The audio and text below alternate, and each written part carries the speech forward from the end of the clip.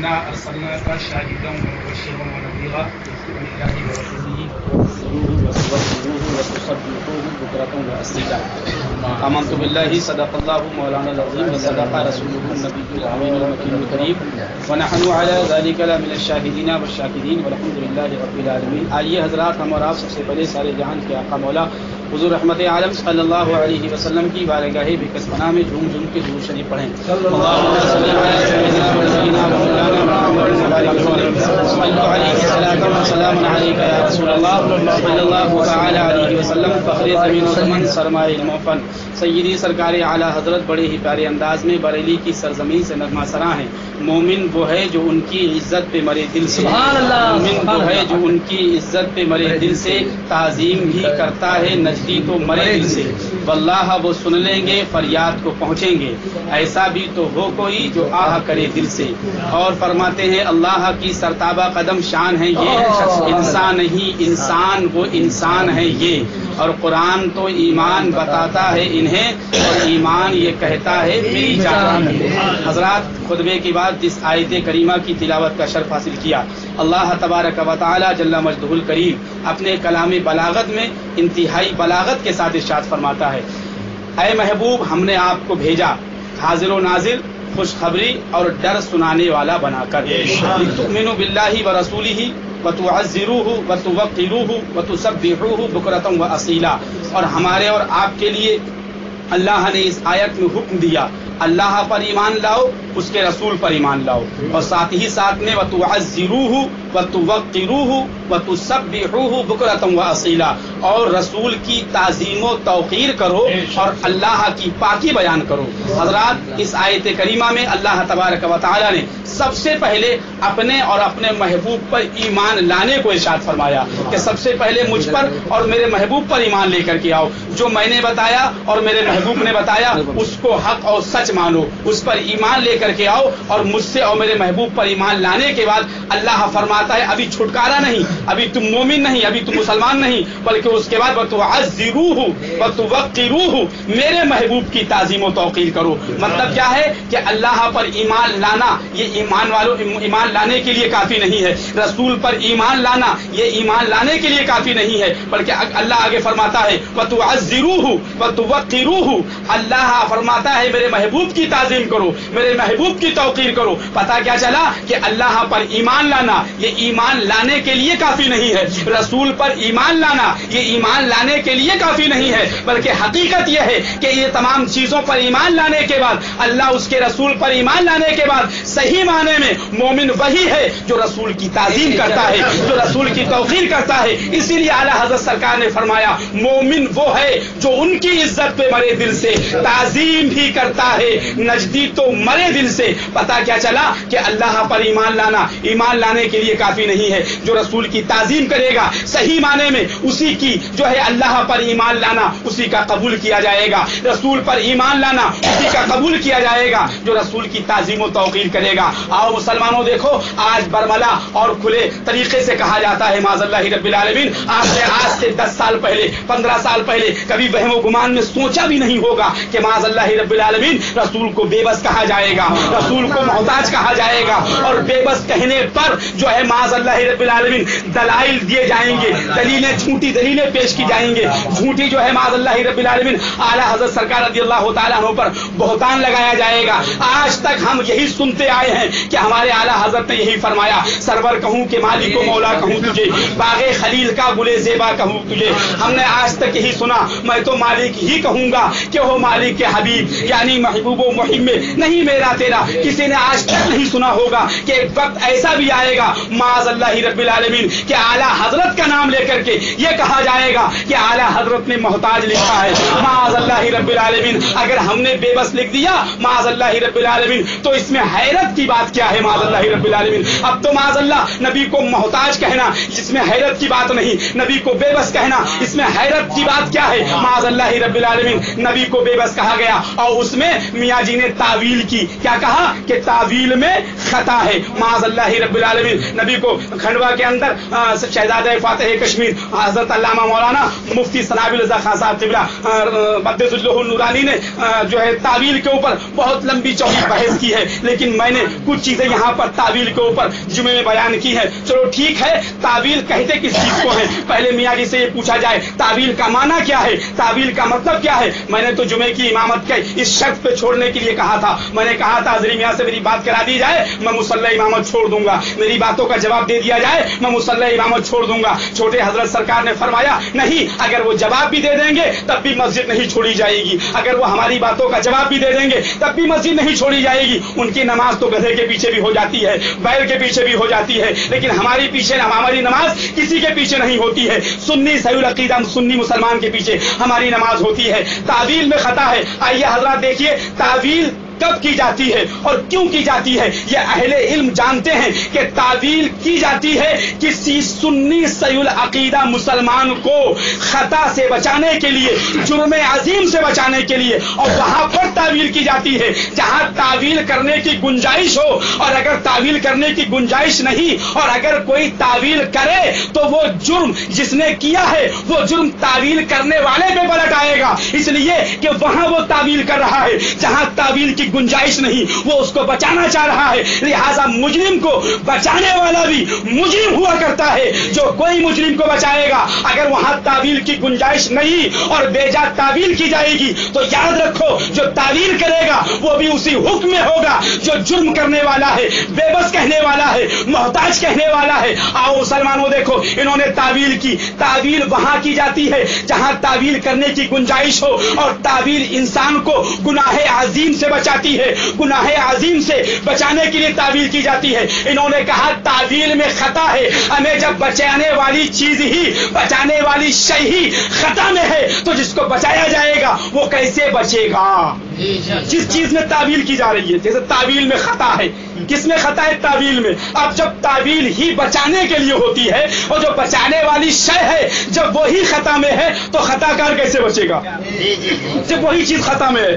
میاں اتنی بری طریقے سے پھنس گئے ہیں یہ کہہ کر بھی کہ تعویل میں خطا ہے. اور حضرات اب آئیے اگر تعویل کی بات آ جائے تو عام مسلمانوں دیکھو تطہیر نے سرکار کو بے بس کہا تطہیر نے سرکار کو محتاج کہا معاذ اللہ رب العالمین اور اعلیٰ حضرت پر افطرا کیا کہ اعلیٰ حضرت نے کہا تو میں نے کہا ہے معاذ اللہ رب العالمین.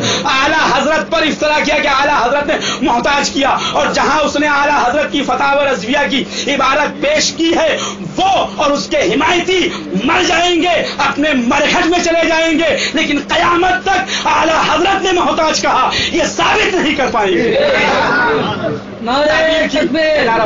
تعویل کی کہ تعویل میں خطا ہے. آئیے حضرات حضرت عمر فاروق اعظم رضی اللہ تعالیٰ عنہ کا زمانہ ہے. ایک امام ہے جو گاؤں کے اندر امامت کرتا ہے بارگاہ رسالت زمانہ رسالت ہے اللہ کے رسول کا زمانہ ہے. میرے آقا حضور رحمت عالم صلی اللہ علیہ وسلم کے خلیفہ دوم حضرت عمر فاروق اعظم رضی اللہ تعالیٰ عنہ. مسلمانوں یاد رکھو ہم حشمتیوں کو انہی فاروق اعظم رضی اللہ تعالیٰ عنہ کی تجلیوں کا صدقہ ملا ہے. حضرت بذریعہ شیر سنت ہر حشمتی جب تک ثابت قدم رہے گا سرکار عمر فاروق اعظم کے مظہریت کے جلووں میں رہے گا اور یہ بذریعہ اعلیٰ حضرت بذریعہ شیر سنت بذریعہ مشاہد ملت ہر حشمتی کے حصے میں آیا ہے. اب آئیے حضرات سرکار عمر فاروق اعظم گاؤں میں گئے پوچھا کہ یہ آیت آباسہ بتولہ کیوں پڑھتے ہو سورہ ہر نماز میں. اس نے کہا مزہ آتا ہے. کیا کہا مزہ آتا ہے. اب مزے سے مراد کیا ہے. اب یہ میاں ہوتے تو یہ پوچھتے مزے سے تیری مراد کیا ہے تم مزے سے کیا معنی لے رہا ہے. ارے تلاوت کرنے کا مزہ آتا ہے کس چیز کا مزہ آتا ہے پوچھا کچھ نہیں پوچھا نکالی تلوار سر قلم کر دیا. پوچھنا چاہیے نا تعبیر کرنا چاہیے. اب آؤ لوگ کہتے ہیں چھوٹوں کو نہیں بولنا چاہیے بڑوں کو بولنا چاہیے خانقاہ والوں کو بولنا چاہیے. یہ چھوٹے چھوٹے لوگ مسجدوں کے امام کیوں بولتے ہیں تو یاد رکھو نبی سب کے ہیں. مسجد کے امام کے بھی اتنے ہی نبی ہے, مسجد کے بانگی کے بھی اتنے ہی نبی ہے, مسجد کے خادم کا بھی اتنے ہی نبی ہے, اور ایک عام انسان کے بھی مصطفیٰ جان رحمت اتنے ہی ہیں جتنے عالم کے ہیں, جتنے مفتی کے ہیں. ہر ایک کو جب مصطفیٰ کی بات آ جائے تو ہر ایک کو بولنے کا حق ہے, چاہے مسجد کا امام ہو, چاہے مسجد کا خادم ہو, چاہے مسجد کا بانگی ہو, چاہے ہاتھ گاڑی چلانے والا ہو, چاہے دارالفتہ میں بیٹھ کر فتویٰ دینے والا ہو. اور حقیقت تو یہ ہے کہ ہر مومن کا سینہ دارالفتہ ہوتا ہے اور ہر مومن اپنے اس دارالفتہ کا مفتی ہوتا ہے. جب مصطفیٰ جان رحمت کی بات آ گئی, اللہ کے رسول صلی اللہ علیہ وسلم کا ظاہری زمانہ ہے, ایک مسلمان اور ایک یہودی میں لڑائی ہو گئی, جھگڑا ہو گیا. فیصلہ کرنے کے لیے بارگاہ رسالت میں حاضر ہوئے. اللہ کے رسول کی بارگاہ ہے, میرے آقا نے فیصلہ یہودی کے حق میں کر دیا. باہر نکلا مسلمان, بولا میں نہیں مانتا, چلو حضرت عمر فاروق اعظم کی بارگاہ میں چلو, وہاں جا کر کے فیصلہ کریں گے. حضرت عمر فاروق اعظم کی بارگاہ میں پہنچے دونوں.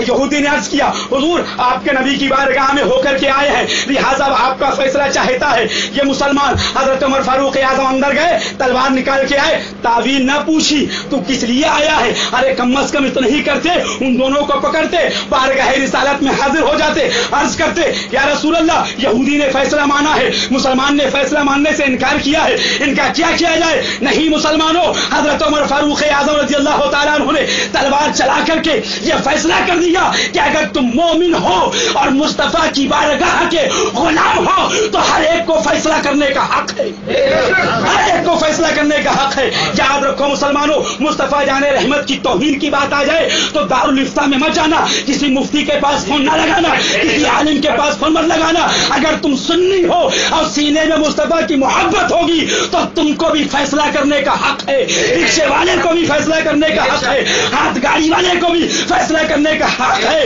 اور مسجد کا امام ہو چاہے مسجد کا خادم ہو, ہر ایک مومن کو مصطفیٰ کی بارگاہ کی غلامی سے یہ سبق ملتا ہے, ہر ایک کو فیصلہ کرنے کا حق ہے, چاہے کوئی بھی ہو. آپ حضرات دیکھو, یہ میاں کی کتاب ہے جو ہے فتاوی تاج الشریعہ, اس میں کچھ دن پہلے اظہری میاں صاحب کے جو ہم ساتھ میں گھومنے والے صاحب ہیں, صحابہ کو معاذ اللہ زانی کہا گیا اور ان کے صاحب زانی ہیں, ان کے صاحب عیاش ہیں, ان کے صاحب کو زانی کہا جائے تو اچھلتے ہیں, اور ہمارے نبی کے صاحب کو زانی کہا, ہمارے نبی کے صاحب کو خطی کہا.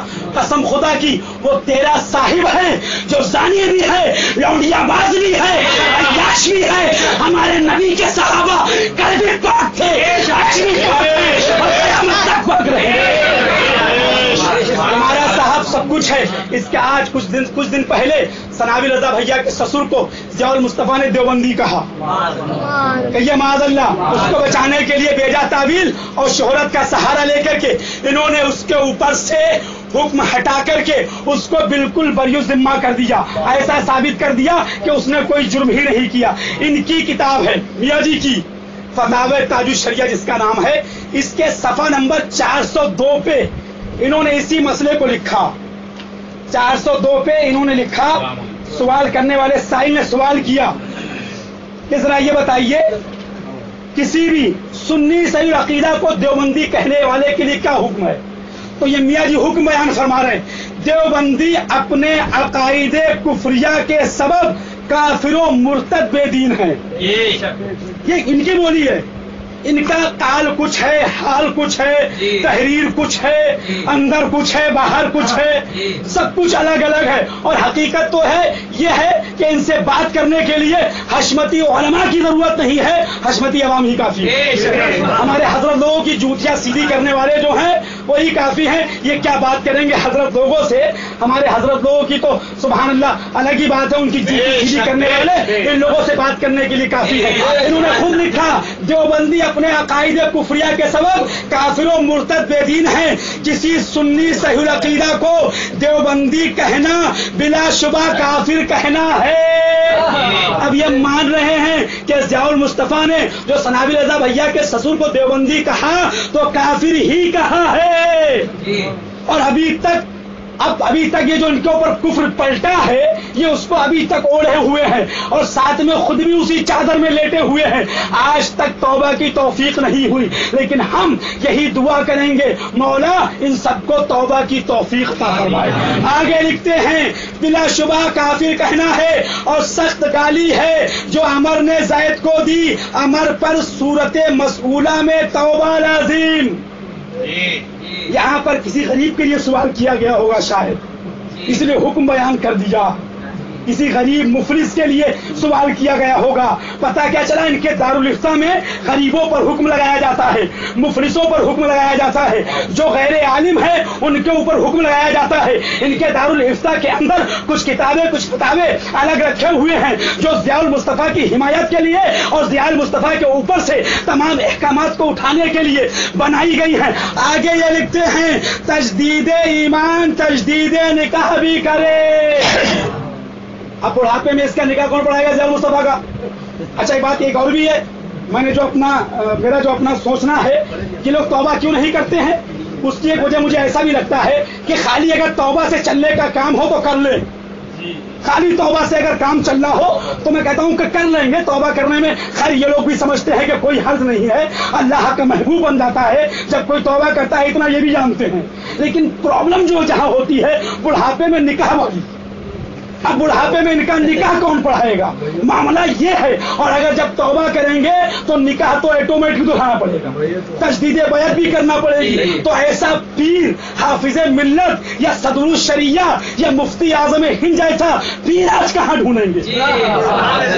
تو مین چیز یہ ہے توبہ نہ کرنے میں. یہ ان کا فتویٰ، ان کی کتاب فتاوی تاج الشریعہ صفحہ نمبر 402 ان کے قلم سے فتویٰ لکھا ہوا ہے. اب ضیاء المصطفیٰ کے لیے انہوں نے خود حکم نافذ کر دیا کہ جس نے کسی سنی صحیح العقیدہ کو دیوبندی کہا تو لہذا یہ کہنا غلط ہے، اس کے اوپر توبہ لازم ہے. تجدید بیعت بھی کرے، تجدید نکاح بھی کرے. اگر بیوی رکھتا ہو، چاہے ایک بیوی رکھتا ہو چاہے دو بیوی رکھتا ہو، جتنی بیوی رکھتا ہوگا اتنی بیویوں سے دوبارہ نکاح کرے گا. اور اگر نکاح نہیں کرے گا تو زنا محض. رکھو مسلمانوں، یہ اعلیٰ حضرت سرکار رضی اللہ تعالیٰ عنہ کا پیغام ہے جو میں نے آپ کو سنایا. اللہ نے صاف طریقے سے فرما دیا مجھ پہ ایمان لانے کے بعد، میرے محبوب پہ ایمان لانے کے بعد میرے محبوب کی تعظیم و توقیر کرو اور اس کے بعد نماز پڑھو. میرے محبوب کی تعظیم و توقیر کرو، اس کے بعد روزہ رکھو. وَتُسَبِّحُوهُ بُكْرَةً وَأَصِيلًا، اور اللہ کی خوب پاکی بیان کرو. بغیر تعظیم مصطفیٰ کے، بغیر توقیر مصطفیٰ کے نہ کوئی نماز قبول ہے، نہ کوئی روزہ قبول ہے، نہ کوئی حج قبول ہے، نہ کوئی زکات قبول ہے. بے ان کے واسطے خدا کچھ عطا کرے. آشا غلط یہ حوث بے بسر کی ہے. استغفر اللہ ربی من کل ذنب واتوب الیہ وما علینا الا البلاغ. السلام علیکم.